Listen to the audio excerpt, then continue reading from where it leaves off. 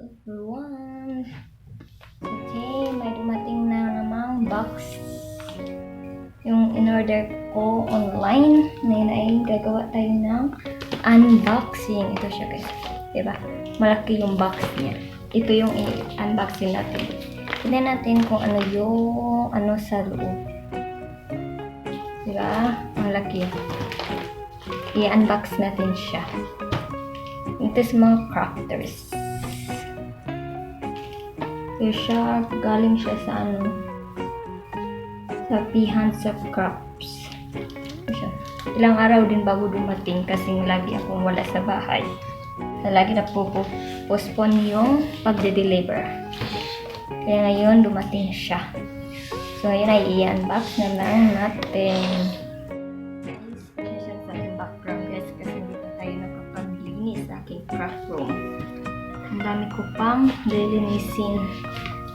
Kasi nabisi kasi ako sa guys, sa company namin. Kaya ito. Sisirain na lang natin. Tignan natin kung ano yung nasa loob. Okay siya. Please you go there.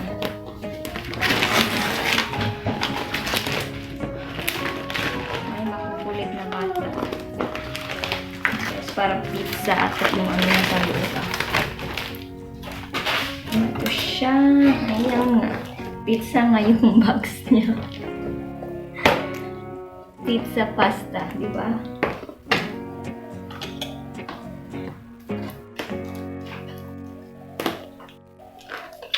Daming sealer tape ah.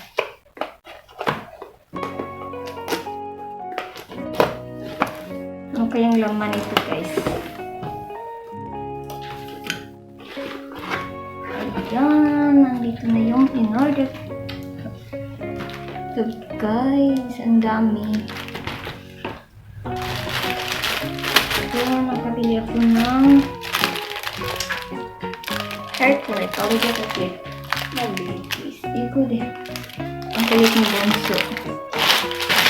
At ito naman yung headband. May dalawa tayong sizes ng headband. Meron tayong 1 inch yung size. Tapos, meron din tayong half inches. Ito naman yung aking in-order na ribbon. Gross green ribbon. Ang cute ng mga design nito. So, nakakamura kasi ako kapag bumili ako sa online. Yan. Meron na tayong Princess Sophia. Saka yung owl. May mint din tayo na kulay. At ito naman yung kulay plain lang yung kulay niya. Ito. May paano sila. So, thank you card. Yan. Ang cute ng thank you card nila. At ito naman yung aking mga guys, pang baby elastic. Sa pang newborn ng headbands. May iba't ibang kulay tayong nabili. May rainbow. Yung purple. Last pang bata siya pa yung pang newborn. Gagawin natin headband. Tapos ito naman yung my heart na design. At yung silver. Yan lang yung na-order ko. Ito lahat yung order ko. Yan. May pang crafts na naman tayo gagawin guys. Kaya abangan nyo sa aking next vlog yung aking mga gagawin na hair accessories. So thank you for watching.